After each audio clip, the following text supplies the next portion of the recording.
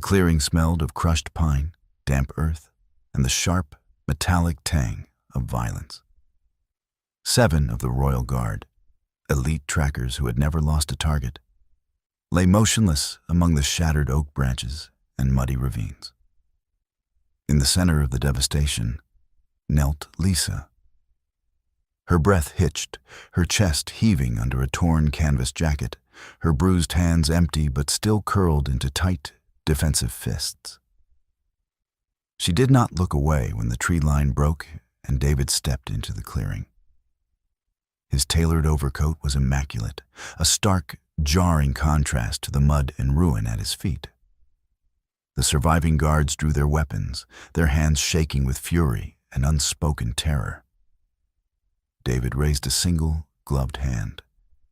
Silence slammed over the forest. He stared down at the bruised, defiant woman who had decimated his finest men. "Clean her. Bring her to my palace," the Alpha King ordered. The heavy steel doors of the armored SUV slammed shut, sealing Lisa inside a suffocating, soundproof quiet. The engine purred to life, a deep, resonant vibration that traveled through the reinforced floorboards and seeped into her aching bones. She remained exactly where the guards had shoved her, on the grated floor paneling, her knees bruised and pressed tightly together, her back rigid against the door. Outside, the rain had begun to fall again, drumming a relentless, muted rhythm against the tinted, bulletproof glass. The storm was washing away the evidence of the gorge, but it could not wash away the adrenaline still surging through her veins. Across the spacious, dimly lit cabin, seated in a high-backed leather chair that looked entirely out of place in a tactical transport vehicle, sat David. He did not look like a man who had just lost half of his elite hunting echelon. His posture was casually relaxed, one long leg crossed over the other, his dark, amber-flecked eyes fixed entirely upon her. He offered no immediate threats. He demanded no frantic answers. The silence he projected was intentional, a heavy, suffocating blanket that was far more terrifying than any verbal interrogation. Lisa kept her chin lowered, allowing the wet, tangled curtain of her dark hair to shield her expression. Her mind raced, violently cataloging the phantom pains shooting up her left arm and the steady, warm sting of a shallow branch cut near her collarbone. How had the situation deteriorated so rapidly? She had rigged the northern ravine perfectly. The non-lethal snare lines, the rockfall diversions, the acoustic tripwires. They were meticulously designed to trap, confuse, and delay. They were meant to send a warning, not deliver a death sentence. But the hunters had been far too aggressive, completely blinded by the intoxicating thrill of the chase. They had recklessly driven their own heavy pursuit vehicles directly into the unstable gorge, ignoring the warning signs she had left, triggering a catastrophic terrain collapse. She had not struck them down with her own hands, but their broken bodies lay in the mud because of her engineering. In the eyes of this hidden, ruthless society, she was a mass murderer. In the eyes of the Alpha King sitting motionless across from her, she was a terrifying anomaly. "You are calculating the distance to the door lock and the kinetic force required to shatter it," David said. His voice was a low, melodic baritone that betrayed absolutely no anger, only a polite, detached curiosity. It was the careful tone of a seasoned scholar observing a highly dangerous, newly captured specimen. Lisa stiffened, her breath catching briefly in her throat. She slowly raised her head, parting the wet strands of hair with a trembling hand to meet his unwavering gaze. His eyes caught the faint overhead cabin light, glowing with an unnatural intensity. "The electronic lock engages securely at 15 miles per hour," she replied, her voice raspy from the biting cold and the severe adrenaline crash. We are currently traveling at approximately 45. Even if I successfully bypass the locking mechanism, the kinetic impact of my body on the wet asphalt would shatter my femur and likely collapse my left lung. I am not calculating a futile escape. I am calculating my immediate survival. A faint, almost imperceptible shift occurred in David's expression. The corner of his mouth twitched. Not quite a smile, but a genuine acknowledgement of her logic. "A deeply pragmatic assessment," he murmured, calmly adjusting the pristine cuffs of his shirt. My men lacked such necessary pragmatism. They relied entirely on their superior physical strength and the overwhelming arrogance of their numbers. They assumed a solitary wanderer would panic and run blindly into the open. You did not panic, Lisa. You built a slaughterhouse. Hearing her own name fall from his lips sent a profound, icy chill cascading down her spine. He knew exactly who she was. This was not a random territorial apprehension. The fragmented, deeply buried memories of the roaring fire that had destroyed her family's hidden sanctuary 3 years ago flared violently in her mind. The choking smoke, the shattering glass, the desperate, bloody command from her father to run into the dark and never look back. She had remained perfectly hidden for so long, a ghost in the borderlands. "I am not a rogue, and I am not an assassin," she said softly, the polite but unyielding defiance in her tone mirroring his rigid civility. "I was simply walking through the northern quadrant. I was gathering winter supplies. Your men initiated the unprovoked aggression. They hunted me for sport." David leaned forward slightly, resting his forearms on his knees. The physical distance between them vanished conceptually, the air in the cabin growing overwhelmingly thick and electrically charged. "The northern quadrant is my sovereign, protected territory. And those men—" He paused, his amber eyes hardening just enough to reveal the ruthless apex predator lurking just beneath the tailored wool coat, "were operating under my crest. We will very soon determine if you are a tragic victim of circumstance, a terrified survivor, or something far more dangerous to my reign." The heavy SUV turned sharply, the massive tires hissing loudly on the wet pavement as the towering, iron-wrought gates of his private estate loomed ominously through the windshield. The tactical vehicle glided to a smooth halt, the engine cutting off to leave a ringing silence in its wake. Through the rain-streaked glass, Lisa observed the imposing silhouette of David's estate.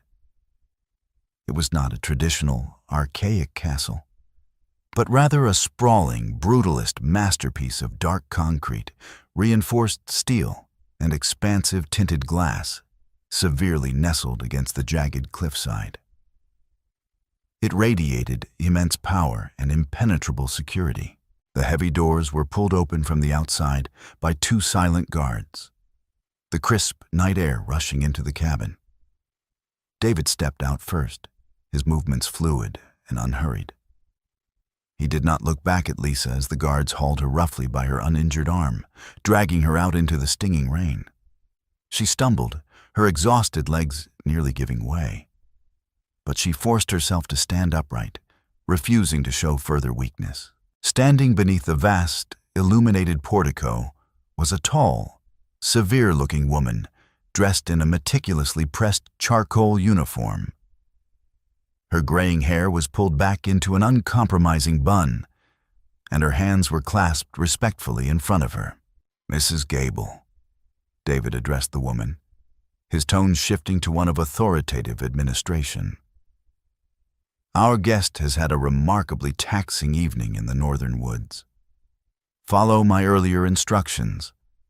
I want her thoroughly attended to, medically assessed, and brought to my private study within the hour." "At once, sir," Mrs. Gable replied, her sharp eyes flicking briefly over Lisa's mud-caked, shivering form. She displayed no disgust, only a cold, professional efficiency. David turned on his heel and disappeared through the massive glass double doors, leaving Lisa stranded in the custody of the estate staff.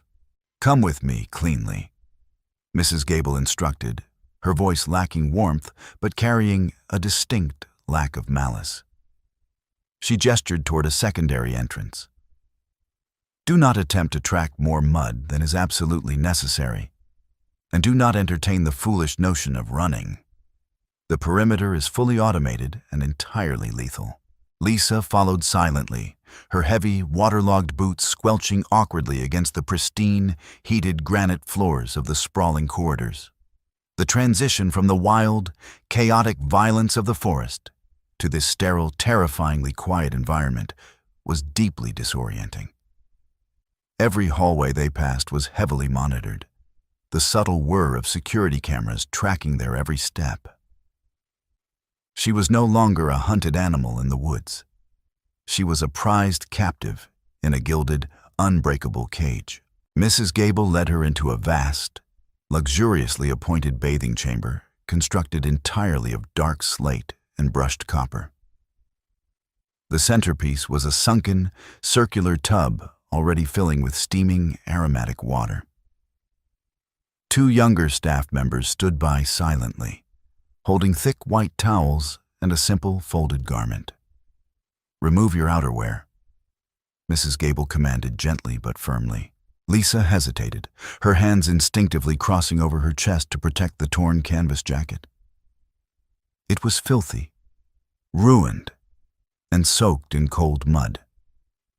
But it was her armor. It held her hidden pockets, her lockpicks, her small survival blade stitched into the lining. Removing it meant surrendering the last remnants of her autonomy. "If you do not remove it voluntarily, I will have the guards forcefully cut it from your body," Mrs. Gable stated, her tone entirely conversational. "You have survived an encounter that no one else has. Do not waste your life on the indignity of stubbornness. The king expects you clean." Swallowing the bitter taste of defeat, Lisa slowly unbuttoned the jacket, letting it drop to the slate floor with a heavy, wet thud. She stripped off her ruined boots and her damp layers, standing vulnerable and shivering in the warm, humid air of the chamber. The younger attendants approached, their eyes respectfully averted as they gently guided her down the shallow copper steps into the scalding water. The heat was agonizingly brilliant. It bit savagely into the cuts on her collarbone and the deep, dark bruises mottling her ribs. The attendants moved with clinical precision, using soft sponges and fragrant soaps to scrub away the layers of dried mud, pine needles, and the faint, lingering traces of blood that did not belong to her. Lisa sat perfectly still, her eyes tracking the exits, counting the seconds, analyzing the structural weak points of the heavy oak door. She forced her breathing to remain slow and even, masking the deep, pulsing terror that threatened to consume her. They washed her tangled hair, rinsing away the scent of ozone and wet earth, replacing it with the subtle, expensive aroma of bergamot and cedar. When the physical cleansing was complete, she was guided out of the water and dried meticulously. A medic entered briefly, applying a stinging antiseptic and clear bandages to her deeper lacerations without speaking a single word.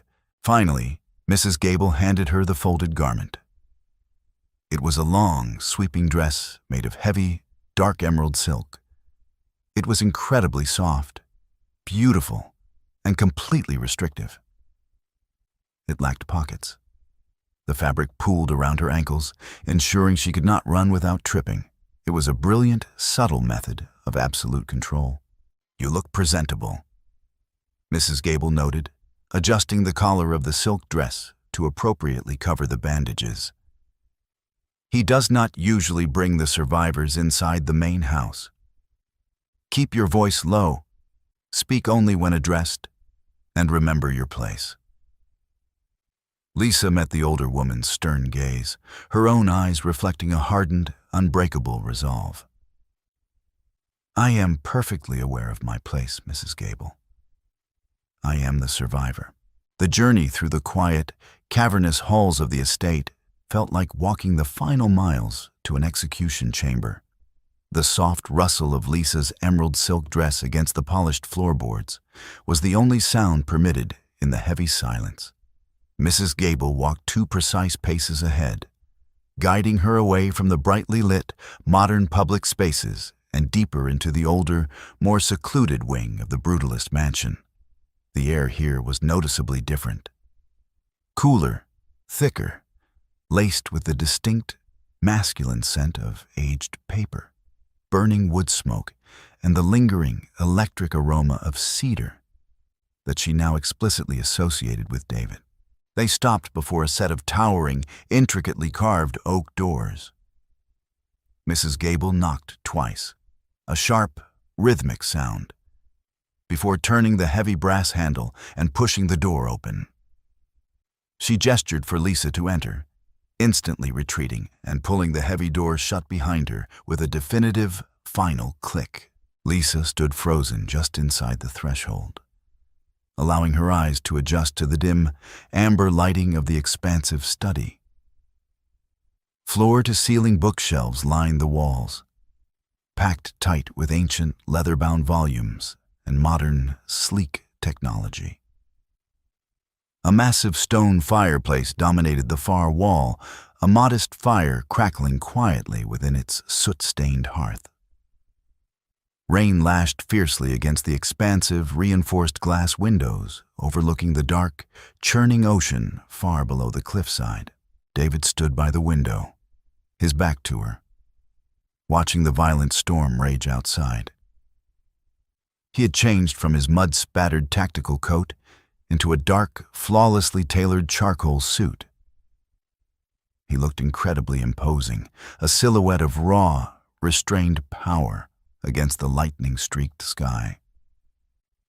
"Please, have a seat, Lisa," he said, his voice easily carrying over the sound of the rain. He did not turn around immediately. Lisa cautiously moved toward the center of the room, her bare feet silent on the thick Persian rug. 2 plush leather armchairs sat facing each other in front of the roaring fire, separated by a low mahogany table. On the table rested a delicate, steaming silver tea service. The profound juxtaposition of elegant, refined hospitality, stacked against the brutal, lethal circumstances of her capture, made her stomach twist violently. She chose the chair facing the door. Sitting gracefully, but keeping her posture rigidly upright, her hands folded tightly in her lap, David finally turned, his amber eyes locking onto her immediately. He walked slowly across the room, his gaze sweeping over her newly cleaned, carefully dressed form. He noted the hidden tension in her shoulders, the way she tracked his every subtle movement. He took the seat opposite her, leaning forward to elegantly pour 2 cups of dark, fragrant tea. "Sugar, or do you prefer it bitter?" he asked politely, holding the delicate silver tongs over a porcelain bowl. Why am I drinking tea with the man who should currently be ordering my execution?"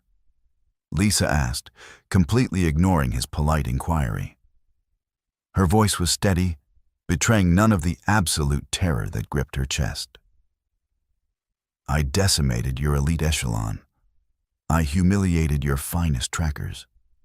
By the ancient laws of your society, my life is entirely forfeit to your vengeance." David paused, placing the silver tongs back onto the tray with a soft, metallic clink. He leaned back in his leather chair, steepling his long fingers together, his expression unreadable. "You are heavily burdened by the assumption that I am grieving the loss of those men," he replied smoothly. "You assume that I sent them into the northern woods with the explicit directive to hunt you down and kill you." Lisa frowned, a flicker of genuine confusion breaking through her carefully constructed facade. "They bore your crest. They drove your vehicles. They declared, very loudly, that they were operating under the direct authority of the Alpha King. If they were not acting on your orders, then whose orders were they following? Their own, David said, his voice dropping an octave, the temperature in the room seemingly plunging alongside it. The men you so efficiently dismantled in the gorge were not conducting a sanctioned border patrol. They were rogue operators operating within my own ranks. They have been secretly taking heavy bribes from a rival syndicate to quietly eliminate undocumented survivors traversing my territory. They were acting as violent, unsanctioned mercenaries, dragging my crest through the mud. Lisa stared at him, her mind spinning rapidly as the implications of his words settled into her exhausted brain. She had not killed his loyal soldiers. She had unknowingly exterminated a group of deeply entrenched traitors. You knew, she whispered, her eyes widening slightly as the horrific realization dawned on her. You knew exactly what they were doing in the woods. You knew they were hunting innocent people. But as the king, you could not publicly execute your own elite guard without concrete, undeniable proof of their treason. It would have caused a massive political uprising within your court. David took a slow, deliberate sip of his tea, his amber eyes completely devoid of warmth. And then, a brilliant, desperate ghost wandering the borderlands did the extremely difficult work for me. You engineered a flawless, tragic accident in the gorge. You eliminated my political problem without leaving a single trace of royal involvement. Lisa's hands began to shake slightly, not from the cold, but from the sudden, terrifying realization of the dangerous political game she had inadvertently stepped into. If I did you a favor, she stated, her voice tight, then why am I a prisoner in your palace? Because... David leaned forward, his presence overwhelming the space between them. While I am privately grateful for your lethal efficiency, the public reality remains. You are an undocumented outsider who slaughtered 7 of my decorated guards. To maintain absolute order, I cannot simply let you walk away. The society demands a severe consequence. The society demands your head. He placed his empty teacup gently onto the silver tray, the soft sound echoing loudly in the tense silence of the study. I have exactly 48 hours to decide how to legally dismantle you, Lisa. Convince me why I shouldn't. Morning arrived at the estate, not with the gentle, warming rays of a rising sun, but with a pale, bruised light that struggled uselessly against the heavy coastal fog. Lisa stood by the expansive, reinforced glass window of her assigned quarters, her posture rigidly upright. She had not slept. Her mind had spent the long, agonizing hours of the night, running through 1,000 horrific scenarios, calculating the exact probability of her execution against the strange, temporary reprieve David had offered. The room behind her was a masterpiece of cold, modern luxury. A massive bed adorned with charcoal linens, minimalist oak furniture, and a complete absence of anything that could be weaponized. Even the heavy glass lamps were securely bolted to the mahogany nightstands. She was a guest in title, but a high-risk prisoner in reality. The heavy, biometric lock on the oak door clicked softly, a distinct sound that sent an immediate spike of adrenaline surging through her veins. Mrs. Gable entered with her characteristic silence, pushing a sleek, silver cart adorned with covered porcelain dishes and a freshly pressed set of garments. "Good morning, Lisa," Mrs. Gable said, her tone devoid of any genuine warmth, functioning entirely on practiced, rigid courtesy. "The Alpha King requests your presence in the solarium for breakfast. You are to dress appropriately for a meeting with his inner council." Lisa turned away from the fog-drenched window, her eyes narrowing slightly at the neatly folded fabrics resting on the bottom shelf of the cart.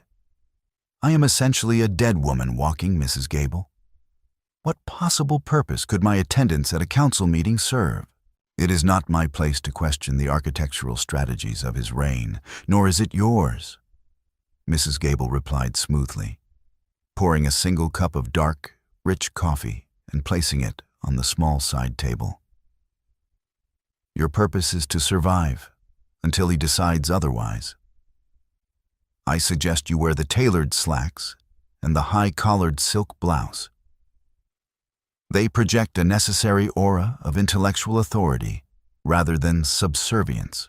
30 minutes later, dressed in the immaculate, restrictive garments, Lisa was escorted through the winding, silent corridors of the brutalist mansion. The solarium was a breathtaking glass enclave, suspended precariously over the jagged, crashing waves of the Pacific. David was already seated at the head of a long, polished obsidian table. 3 other men, heavily scarred and radiating an oppressive, lethal aura, occupied the adjacent seats. They ceased their low, intense murmuring the moment Lisa crossed the threshold. Their eyes, sharp and thoroughly predatory, tracked her every subtle movement. "Gentlemen," David said softly, not rising from his chair, his amber eyes locking onto Lisa with a piercing, analytical intensity. "Allow me to introduce our newly acquired consultant. She possesses a uniquely intimate, unparalleled knowledge of the northern borderlands." A man with a viciously jagged scar cutting across his left cheek scoffed quietly, leaning back in his heavy leather chair. "A consultant? With all due respect, sire. This is the undocumented vagrant who murdered our men in the gorge. The families of the deceased are demanding her immediate public execution. Bringing her to the inner sanctum is a severe violation of protocol. The men who died in the gorge were actively betraying this pack," David replied, his voice dropping to a dangerously low, melodic baritone that instantly froze the air in the sunlit room. "They were accepting vast sums of illicit currency from the Vanguard Syndicate to allow hostile mercenaries into my sovereign territory. Our guest merely expedited their necessary removal, and she did so with a tactical brilliance that your own deeply funded security divisions failed to detect." The absolute silence that followed was suffocating. The scarred man swallowed hard, the sudden realization of his own dangerous misstep draining the color from his weathered face. Lisa remained perfectly still, her hands clasped tightly behind her back, carefully maintaining a mask of profound, unreadable detachment.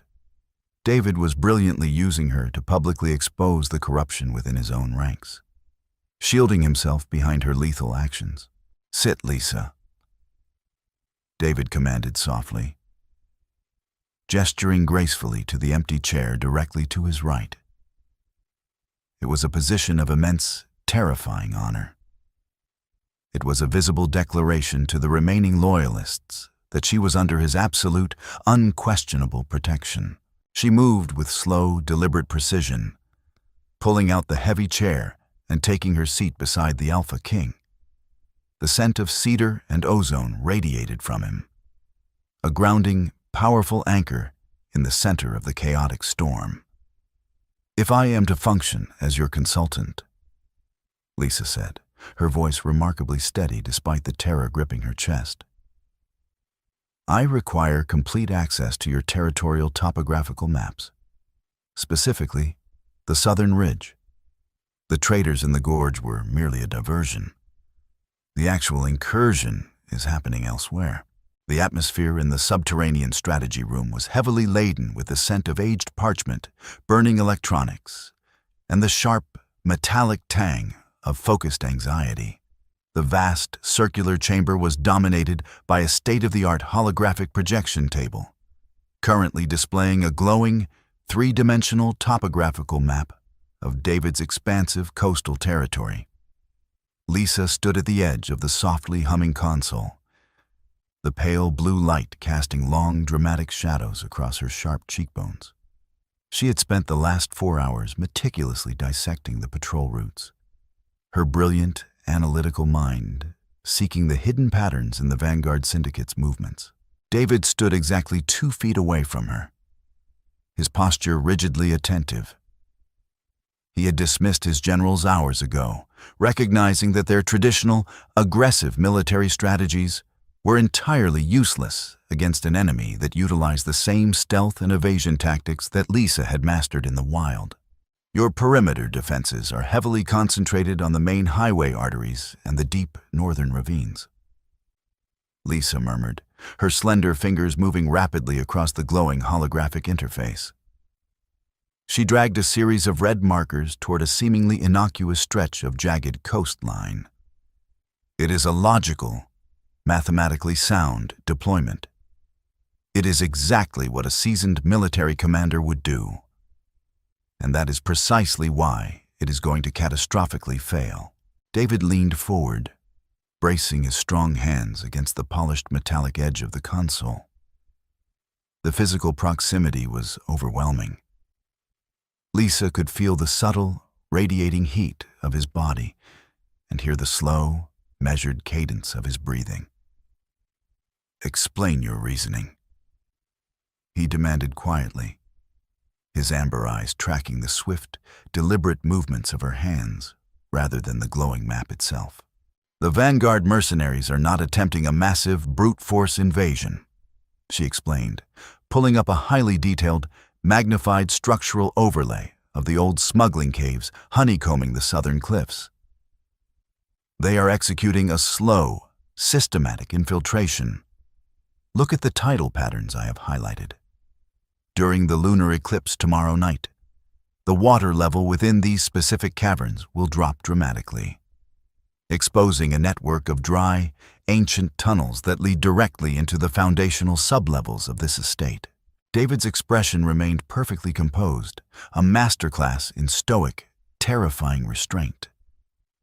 But the sudden, sharp tightening of his jaw betrayed the immense gravity of her discovery. The internal threat was far worse than he had initially calculated.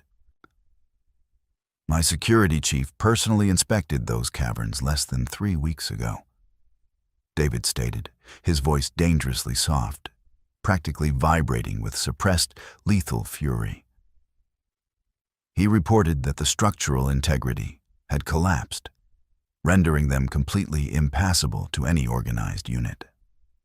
Lisa finally looked up, meeting his intense gaze with a solemn, uncompromising stillness.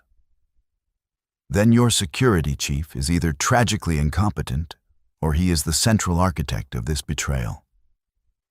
A structural collapse of that magnitude leaves distinct sedimentary signatures in the surrounding tidal pools. I analyzed the drone footage from your archives.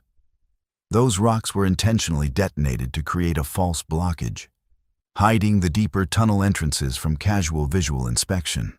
A heavy, profound silence settled over the dimly lit strategy room. David slowly stood up to his full, towering height. He reached out, his gloved fingers lightly brushing against the sleeve of her silk blouse. It was an incredibly brief, electrifying point of contact that sent a sudden jolt of startling warmth straight to her racing heart. It was not a gesture of intimidation. It was a silent, monumental acknowledgement of her invaluable worth. "You have lived your entire life as a hunted ghost in the shadows," David murmured, his gaze dropping briefly to the pale, healing scars barely visible at her collarbone. "You survive because you see the subtle, dangerous fractures in the world that everyone else ignores. I see the fractures because I have repeatedly fallen through them," Lisa replied softly, her voice carrying the heavy, agonizing weight of her past. "I am not attempting to save your kingdom out of a sense of misplaced loyalty. I am ensuring that the men who hunt innocent people do not claim another victory. Your motivations are irrelevant to the current mathematics of our survival," David said, turning decisively toward the heavy steel doors of the vault. "We have less than 24 hours to prepare a counter-ambush. We will allow the Vanguard assassins to breach the southern tunnels. We will let them believe their infiltration is entirely successful. And then, we will bury them beneath the ocean. The grand ballroom of the estate was a dazzling, suffocating display of opulent wealth and thinly veiled, predatory politics. High society members of the pack, wealthy financiers, territorial barons, and dangerous enforcers mingled beneath towering crystal chandeliers, holding delicate flutes of expensive champagne.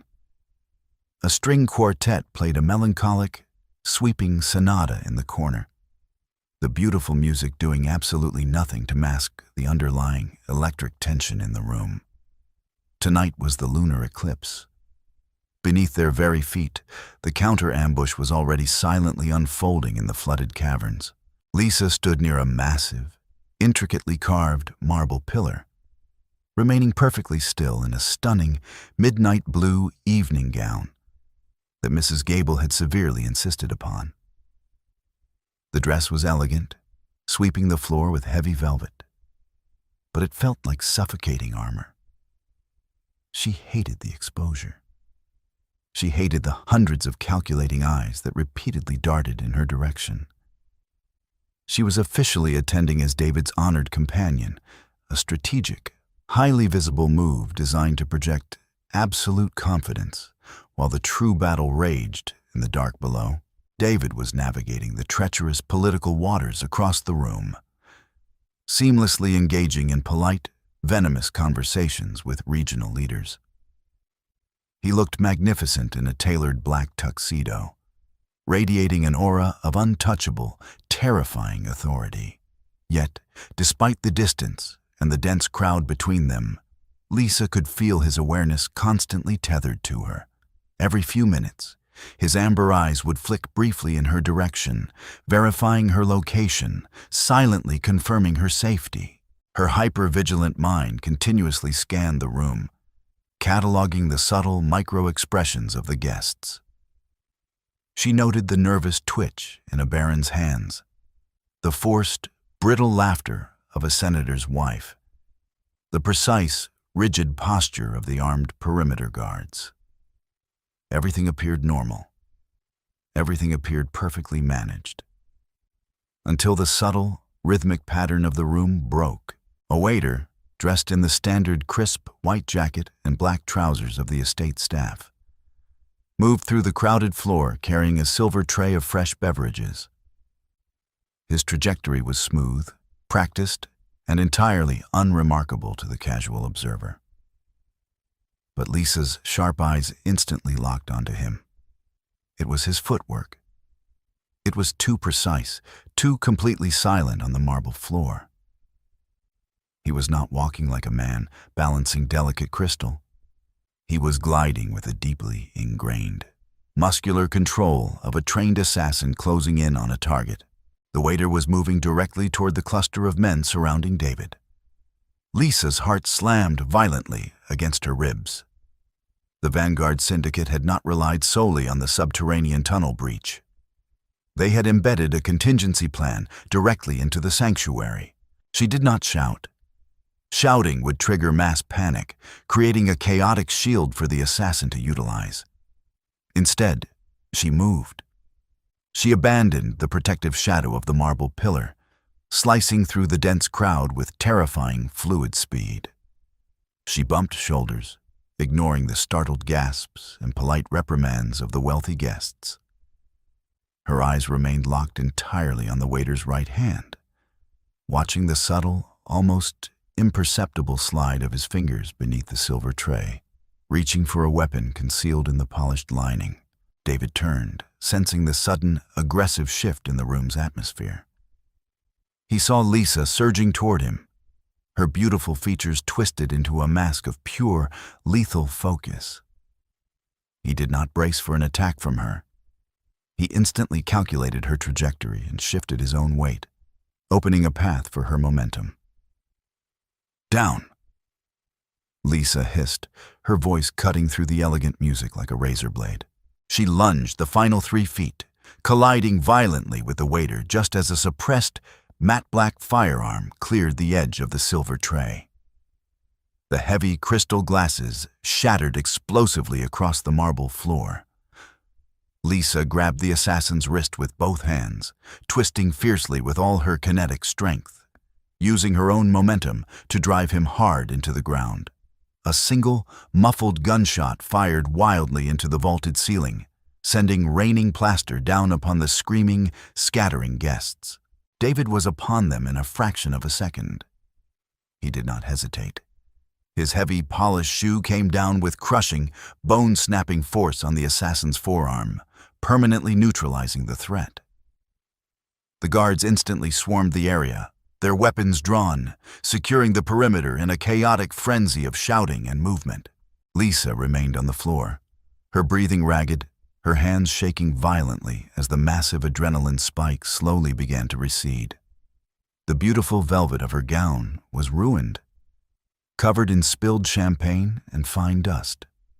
David knelt gracefully beside her, seemingly completely unbothered by the chaos erupting around them. He gently, firmly grasped her trembling shoulders, pulling her slightly upward to meet his intense, burning gaze. "Are you injured?" he demanded, his voice a low, terrifying rumble that commanded absolute truth. "I am mathematically intact," she whispered, her voice wavering slightly as the reality of the violence washed over her. A dangerous, genuine smile finally ghosted across David's lips.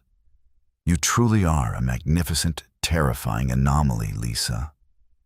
The opulent grand ballroom, moments ago a sanctuary of high society elegance, had been instantly transformed into a chaotic crime scene. Highly trained security personnel moved with swift, brutal efficiency, securing the terrified aristocratic guests and cordoning off the shattered marble where the assassin lay motionless. David did not linger to offer polite, reassuring platitudes to the panicked baronesses or the shaken financiers. His large, warm hand remained firmly pressed against the small of Lisa's back, guiding her rapidly away from the glittering debris and into the hidden, heavily fortified servant corridors that bypassed the public eye.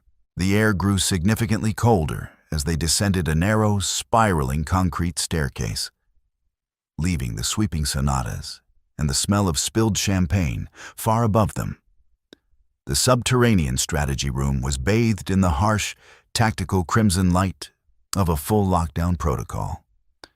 Massive digital monitors spanned the curved walls, displaying real-time thermal imaging of the deep coastal caverns.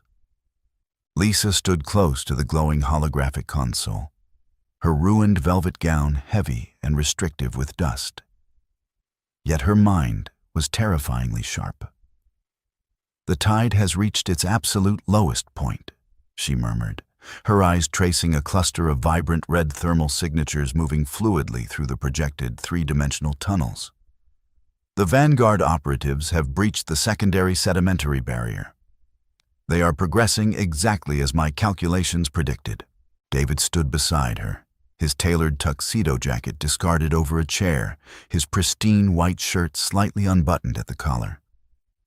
He radiated a dangerous, predatory stillness, his amber eyes fixed intently on the glowing screens. "They move with exceptional discipline," he observed, his voice a low, vibrating hum that barely carried over the whirring of the cooling fans. "They are utilizing acoustic dampeners. Had you not identified the structural discrepancies in the tidal pools, my internal motion sensors would never have detected their approach until they were inside the primary armory. Discipline is merely a predictable pattern."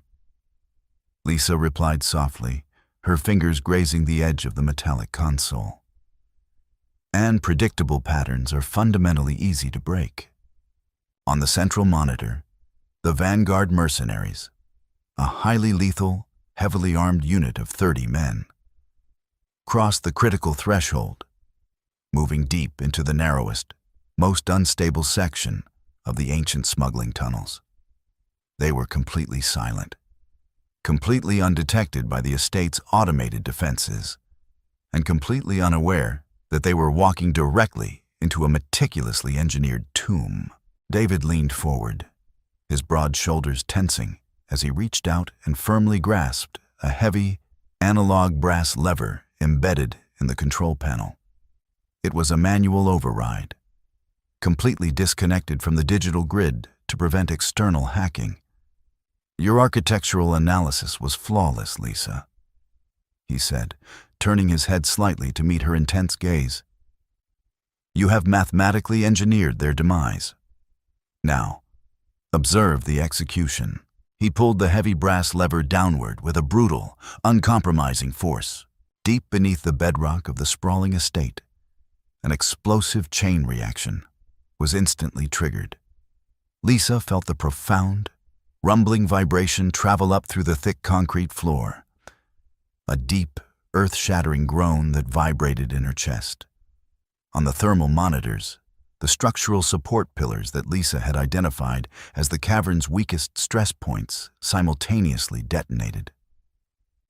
The ceiling of the ancient tunnel collapsed with catastrophic violence, instantly sealing the Vanguard unit's only avenue of escape. But David did not stop at simply trapping them. The analog lever also opened the massive, rusted sluice gates of the old hydroelectric reservoir, located directly above the caverns. A terrifying, roaring wall of freezing Pacific seawater violently flooded the subterranean chamber. On the monitors, the organized, disciplined red thermal signatures instantly shattered into chaotic, frantic points of light as the crushing weight of the ocean consumed the narrow space. Within 90 seconds, the violent churning ceased. The thermal signatures faded rapidly, extinguished entirely by the freezing depths. The silent, invisible threat that had sought to assassinate the Alpha King in his own sanctuary was completely, permanently erased. Lisa released a long, shaky breath, her hands gripping the edge of the console until her knuckles turned stark white. She had spent her entire adult life running from men precisely like the ones who had just drowned in the dark. Witnessing their absolute destruction was not a triumph.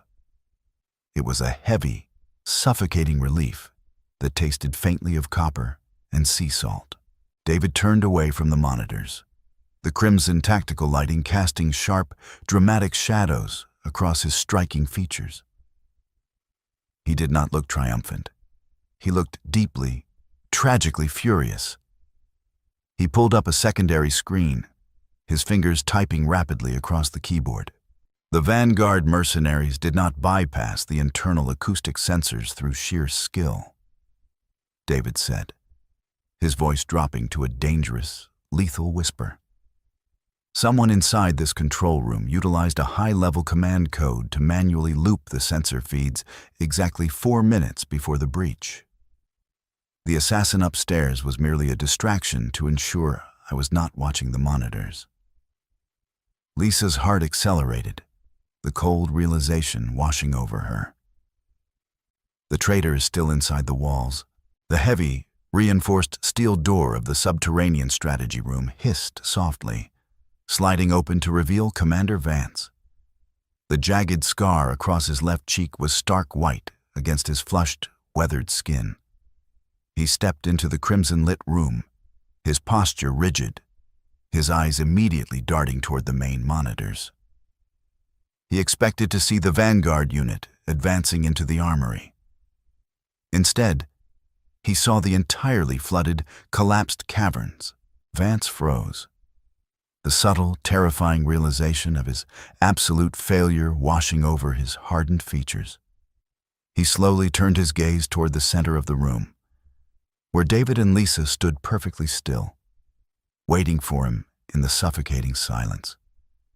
"The communication lines to the Eastern Patrol have inexplicably failed, sire," Vance stated, his voice incredibly steady, a masterful display of practiced deception. "I came down to manually reset the internal diagnostic grid." David did not move. His hands remained resting casually behind his back, but the raw, oppressive aura radiating from him was heavy enough to crush bone. "The Eastern Patrol is functioning perfectly, Commander," David replied, his tone chillingly polite, entirely devoid of the simmering rage burning in his amber eyes. However, the diagnostic grid did register a fascinating anomaly. It appears a Level 1 clearance code was used to permanently loop the subterranean acoustic sensors. Your clearance code, Vance. The profound silence that followed was broken only by the low hum of the massive servers. Vance did not attempt to stammer out a frantic denial. He was a veteran soldier. He recognized instantly that the fatal calculation had been made, and there was no mathematical possibility of retreat. His sharp, predatory eyes shifted slowly from David to the ruined, dust-covered velvet gown Lisa wore. This vagrant, Vance spat, his voice trembling with a toxic mixture of genuine disgust and desperate fury. This undocumented ghost from the mud has poisoned your mind. You are the Alpha King. You are the apex of our society. Yet you abandon our sacred traditions, our ancient alliances, to take counsel from a murderous stray who slaughtered your own men. The men she killed were your deeply corrupted accomplices, Vance. David countered smoothly, taking a single, deliberate step forward. You accepted Vanguard coin to finance a violent, regressive coup. You viewed my progressive alliances as a sign of weakness. You believed burying me beneath the ocean would restore this territory to the brutal, chaotic days of old. I was protecting the structural integrity of our pack, Vance shouted, the thin veneer of his discipline finally shattering. His right hand dropped violently toward the heavy, military-grade firearm holstered at his hip. Lisa had spent years anticipating the subtle, deadly micro-movements of violent men. She did not wait for the weapon to clear the leather holster. She lacked the physical strength to overpower the massive, scarred commander, but she possessed a brilliant, kinetic understanding of her environment. With terrifying speed, she swept her arm across the control console, violently grabbing the heavy, solid brass analog lever David had used to flood the caverns. She did not pull it down. She wrenched it horizontally, ripping the solid metal bar entirely from its rusted housing. Using the heavy brass rod as a makeshift baton, she hurled it with precision accuracy directly at Vance's knee. The heavy metal struck the joint with a sickening, audible crack. Vance bellowed in sudden agony, his leg buckling instantly. His shot went wild, the deafening roar of the firearm echoing violently in the enclosed bunker, the bullet shattering a digital monitor in a shower of brilliant sparks. Before Vance could re-aim, David crossed the distance between them with impossible, terrifying speed. He did not draw a weapon. He struck Vance squarely in the chest with the palm of his hand, a blow carrying such immense kinetic force that the commander was lifted off his feet and hurled backward, crashing brutally into the reinforced steel door.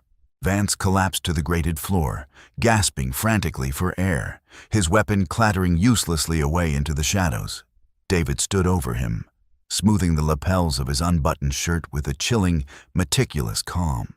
You deeply underestimated the value of intellect over brute force, Commander, David murmured, his amber eyes completely devoid of mercy. He turned away, explicitly dismissing the broken man on the floor, and looked directly at Lisa. She was leaning heavily against the console, her chest heaving, the adrenaline finally crashing through her exhausted system. Her beautiful midnight blue gown was thoroughly ruined. Her bare feet were bruised, and the faint scent of gunpowder clung to her hair. Yet, as she met David's intense, searching gaze, she did not look away. She did not cower. "Are you mathematically intact?" David asked, repeating his words from the ballroom, a private, profound connection solidifying in the dark, smoky air of the bunker. "I am mathematically intact," she whispered, a fierce, genuine smile breaking through her exhaustion. The immediate threat was permanently neutralized. But as the distant sound of the coastal storm raged outside, the heavy, looming reality remained. The 48-hour deadline was rapidly approaching, and the public execution of the vagrant who had slaughtered the royal guard was still explicitly demanded by the society. The morning sun broke through the heavy coastal fog, casting brilliant, fractured beams of golden light across the expansive glass of the solarium. The violent storm had finally passed, leaving the Pacific Ocean remarkably calm, a glittering expanse of deep, sapphire blue. Lisa stood by the floor-to-ceiling window, her posture remarkably relaxed for a woman whose execution was officially scheduled for this exact hour. Mrs. Gable had visited her quarters early that morning, maintaining her characteristic silence, but offering a tailored, slate-gray business suit instead of restrictive silk gowns or prison garb. It was clothing designed for movement, for authority, and for absolute control. The heavy oak doors of the solarium opened, and David walked in. He looked rested, powerful, and terrifyingly calm. He carried a leather dossier, tossing it casually onto the polished obsidian table where the scarred Commander Vance had sat just 2 days prior. "The 48-hour deadline has expired," David announced, his low, melodic voice resonating beautifully in the sunlit room. He poured a single cup of dark coffee from the silver service cart and walked toward her. Lisa turned from the window, accepting the warm porcelain cup. "And have you mathematically calculated the method of my dismantling?" she asked, her tone entirely devoid of fear, laced instead with a subtle, challenging warmth. "The public narrative has already been thoroughly established," David replied, standing close enough that the scent of cedar and ozone enveloped her completely. "The undocumented vagrant who murdered the royal guard in the northern gorge tragically lost her life last night. She bravely intercepted an assassin's bullet meant for the king during the ballroom gala. Her body was respectfully cremated at dawn." Lisa's eyes widened slightly, her sharp mind instantly analyzing the brilliant, flawless elegance of his political maneuver. He had given the society their required blood, absolved himself of any perceived weakness, and entirely erased her hunted past in a single, masterful stroke. "If the vagrant is dead," Lisa murmured, taking a slow sip of the rich coffee, "then who exactly is standing in your solarium?" David reached out, his long fingers gently, reverently brushing a loose strand of dark hair behind her ear. It was a deeply intimate, terrifyingly tender gesture from a man capable of such brutal violence. "You are Lisa," he said softly, his amber eyes burning with intense, undeniable reverence. "A highly specialized, newly appointed chief architectural strategist for the sovereign territory. Your identity papers, your substantial banking credentials, and your absolute security clearances are entirely finalized in that dossier." He stepped back slightly, offering her the space to breathe, the ultimate, terrifying gift of genuine choice. "The heavily armored vehicles are waiting in the courtyard. You possess the resources and the unhindered freedom to disappear into the world, to live exactly as you wish, without ever looking over your shoulder again." Lisa looked at the leather dossier resting on the polished table. It represented everything she had desperately fought for in the muddy, freezing ravines of the wild: safety, anonymity, survival. She could run. She could vanish entirely. She turned her gaze back to David. She saw the immense, heavy burden of his crown, the isolating loneliness of his intellect, and the profound, undeniable respect he held for her brilliant, fractured mind. She had spent her life surviving, falling through the cracks of a cruel world. But here, standing beside the Alpha King, she had finally found someone who did not want to hunt her in the dark. He wanted her to help him build the light. With deliberate, unhurried grace, Lisa walked past the dossier. She moved to the head of the obsidian table, pulling out the heavy leather chair directly to David's right. The position of immense honor, the seat of the trusted architect. The western border requires a complete topographical overhaul, Lisa stated smoothly, sitting down and folding her hands precisely on the table. She looked up at David, a sharp, brilliant challenge in her dark eyes. Your current patrol routes are completely mathematically unsound. We have a significant amount of work to do. A slow, devastatingly genuine smile spread across David's striking features. He walked over to the table, taking his place at the head of the empire, no longer ruling alone in the dark. Then I suggest we begin, Lisa. Lisa's journey from a hunted, desperate ghost in the muddy ravines to the brilliant, indispensable architect of an empire is a powerful testament to the value of intellect over brute force. David recognized that true power isn't found in blind obedience, but in the sharp, mathematical minds that can see the dangerous fractures of the world. They forged an unbreakable partnership built on respect, survival, and a shared, quiet brilliance that permanently shifted the balance of their society. Did you enjoy this tense, atmospheric journey? If you found yourself captivated by Lisa's tactical genius and David's calculating, protective nature, please like this story, share it with your friends, and subscribe for more cinematic, slow-burn dramatic fiction.